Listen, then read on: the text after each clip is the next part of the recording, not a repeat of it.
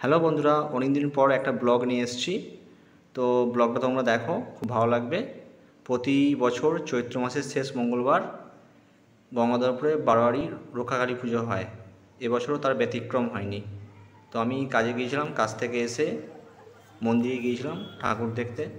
তোমরা দেখতেই পাচ্ছ কীরকম ভিড় হয়েছে। এটা মন্দিরটা খুব সুন্দর করে সাজিয়েছে।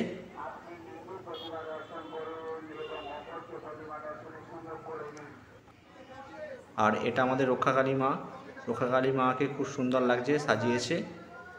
আর এই মন্দিরটাতে প্রচুর ভিড় হয় আর লোকের খুব সমাগম হয় আর প্রচুর জাঁকজমক করে হয়।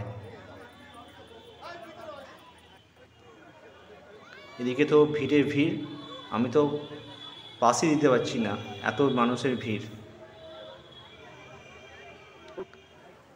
তো আমি গিয়ে চারিদিকটা সব দেখলাম, দেখে বেশিক্ষণ থাকিনি, থেকে রাত 12টার সময় আমি বাড়ি চলে এসেছি। তো আমার চ্যানেলটা যদি তোমাদের ভালো লেগে থাকে প্লিজ সাবস্ক্রাইব করে দেবো। আজ এখানে এইটুকুই রাখছি।